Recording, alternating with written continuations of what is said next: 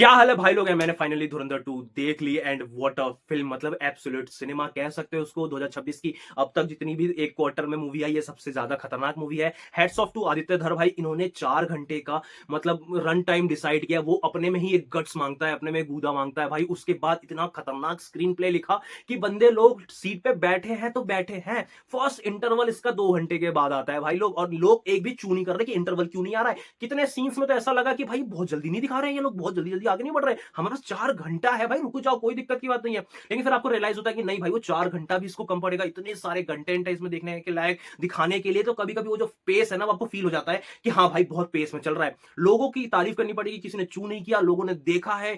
मतलब 4 घंटे में 2 डीसी मूवी खत्म हो जाती है। इसका first interval is equal to 1 DC movie, और मार्वल मूवी कह सकते हो आप। उस लेवल का प्रेजेंस है भाई, और इतू सी भी बोरियत नहीं है। मतलब आपको 4 घंटे में एक इतू सी भी लगेगा नहीं सेकंड की भाई हाँ नजर घुमा लेता हूं, क्योंकि इतना टाइट स्क्रीन प्ले लिखा गया ना भाई कि भाई बहुत ज्यादा मजा आया। कंपेयर करूं फर्स्ट पार्ट से और सेकंड पार्ट में, तो भाई सबको पता है कि भाई ये मूवी प्री डिसाइडेड नहीं थी कि भाई ये 2 मूवी बनेगी। ये एक मूवी के तौर पे था। जो उसका फर्स्ट पार्ट था वो इंटरवल से पहले था, सेकंड पार्ट इंटरवल के बाद था। बट इतना कंटेंट था ना इनके पास कि ये लोग कट नहीं कर पाए, इसलिए इन्होंने लास्ट मोमेंट पे डिसाइड किया इसको 2 मूवी रखते हैं। हम सबको पता है कि फर्स्ट ट्रेलर में इन्होंने बहुत ज्यादा सेकंड पार्ट का भी दिखा दिया था, जो फर्स्ट पार्ट में देखने को नहीं मिला। और यहाँ पे निराश होने की ये भी बात है कि सेकंड पार्ट में भी जो ट्रेलर आया है, वो जो ट्रेलर में बहुत सारे कंटेंट है ना, वो उस मूवी से भी मिसिंग है। बट कोई नहीं, मतलब सेंसरशिप है भाई, कोई नहीं, काट दिया, कोई दिक्कत की बात नहीं है।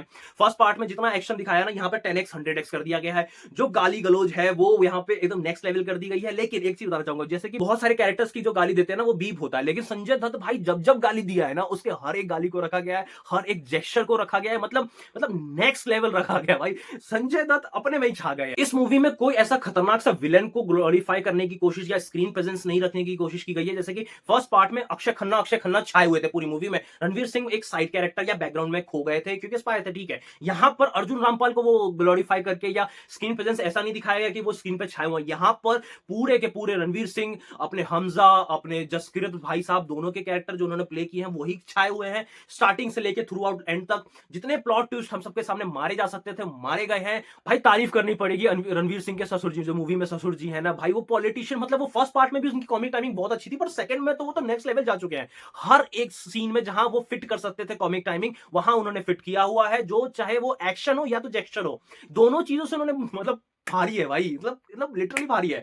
जहां जहां वो बंदा आया है ना, वहां वहां हंसी आई है। और एक होता है ना कि बहुत सीरियस टोन चल रही है मूवी में, वो आया है और उसने कॉमेडी मारी है। ऐसा नहीं है कि उसने मूवी को एक अलग मतलब ट्रैक पे लेके गया, नहीं, वो आई, कॉमेडी हुई, फिर चली गई। वो डिस्ट्रैक्ट भी नहीं होता, इतनी प्रेजेंस से लिखा गया है। आदित्य धर की तारीफ यहाँ पे एक और चीज करना चाहूंगा मैं, कि उन्होंने एक एक कैरेक्टर को इतना अच्छा स्क्रीन प्ले लिखा है ना, कि भाई जो एक रिपोर्टर है जो लाइव गैंग वॉर हो रहा होता है ना, उसमें लाइव रिपोर्टिंग कर रहा होता है, उस बंदे का 30 या 25 सेकंड का स्क्रीन मतलब प्रेजेंस है। बट उस पर भी जब ध्यान जाता है ना, तो आपको लगता है कि इस बंदे के कैरेक्टर को भी लिखा गया है इस हिसाब से कि वो जब आया है स्क्रीन पे तो मजा आता है देखने में। मतलब समझ में आ रहा है क्या कहना चाह रहा हूँ। इस मूवी में तो भाई आदित्य धर तो पूरा बीजेपी मतलब बीजेपी पगलू हो गए हैं। इन्होंने हर एक एक्शन को जस्टिफाई करने की कोशिश की है। लेकिन अगर मैं डायरेक्टर के पॉइंट ऑफ व्यू से बात करूं, जो डायरेक्टर का क्या अप्रोच होता है, ट्रू बेस्ड इवेंट, ठीक है, उसको उठाया, उससे थोड़ा बहुत फ्रिक्शन से जोड़ा, कुछ रियल कैरेक्टर के नाम हम उठाए, यहाँ पे तो कुछ तो रियल कैरेक्टर के नाम एज इट इज डाल दिए। उसके बाद उन्होंने एक अच्छी सी स्टोरी बताई जो एक्चुअल में बहुत सारे फैक्ट के ऊपर फ्रिक्शन के साथ एक मसाले के साथ हुआ है। तो यहाँ पे जो बीजेपी पगलू लोग बोलेंगे इनको कि प्रोपेगेंडा फिल्म है, बीजेपी सपोर्टर है, बीजेपी ग्लोरीफाई कर रहा है, तो वो जो बीजेपी ने जितने भी एक्शंस लिए हैं उसको इतने बेहतरीन तरीके से यहाँ फिल्म में यूज किया है ना, कि भाई आप लोग मतलब हैरान हो जाओगे। और हाँ, एक तौर पर आपको लगेगा कि बीजेपी पगलू या बीजेपी को ग्लोरीफाई करने की कोशिश कर रहे हैं, बट ठीक है, जिसके हिसाब से राइटिंग है ना उसकी तरफ से ध्यान दो ना। और इंडिया में कोई सीन नहीं है सिवाय एक सीन के जो इंडिया में हो रहा होता है, उसके अलावा कोई भी जो एक्शन हो रहा है इंडिया में ना, वो सिर्फ पाकिस्तान के पॉइंट ऑफ व्यू से दिखाया। तो इसमें कोई ऐसी हैरान होने की बात नहीं, और मैं कोई जस्टिफाई नहीं कर रहा हूं उनके पॉइंट ऑफ व्यू को या उनके जो अप्रोच को। बस मैं ये कहना चाहता हूं कि राइटर का दिमाग देखो, उन्होंने ट्रू बेस इवेंट को उठाया, इतने अच्छी से राइटिंग से लिखा है कि हर एक एक्शन को जस्टिफाई कर पा रहे हैं।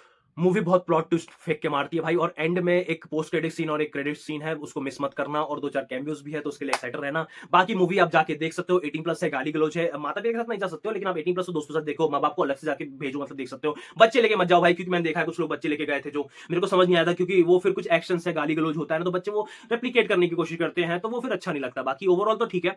मूवी फर्स्ट डे में जो थी ना, वो 3 आवर्स 55 मिनट्स की थी, सेकंड जब डे हुआ तो वो 49 मिनट्स की हो गई, कट लग गया, जो ठीक है, मतलब ठीक है, मतलब कुछ कह नहीं सकते हैं। मूवी जाओ, अच्छी है, सिनेमा वाइज बहुत अच्छी है, सिनेमाटोग्राफी भी अच्छी है, स्क्रीन प्रेजेंस, डायलॉग, हर एक कैरेक्टर को उठा के लाना, किस हिसाब से प्रेजेंट करना, और चैप्टर वाइज में जो ये प्रेजेंट करने का तरीका है ना इनके डायरेक्शन का, मतलब मैं तो फैन हो गया। मतलब आपको लगता है कि आप एक बुक रीड कर रहे हो, एक बुक रीड कर रहे हो ना, उस हिसाब से फीलिंग आती है आपको। बाकी वीडियो को इतना ही शॉर्ट एंड क्रिस्पी रखने की कोशिश करते हैं। आपको लगा होगा कि मैं बहुत ज्यादा बोल गया, लेकिन हाँ मैं एक्साइटेड हूँ, क्योंकि मैंने बहुत दिनों के बाद, बहुत टाइम के बाद एक अच्छा सिनेमा देखा है जिसमें ठीक है मजा आता है भाई बहुत देख के।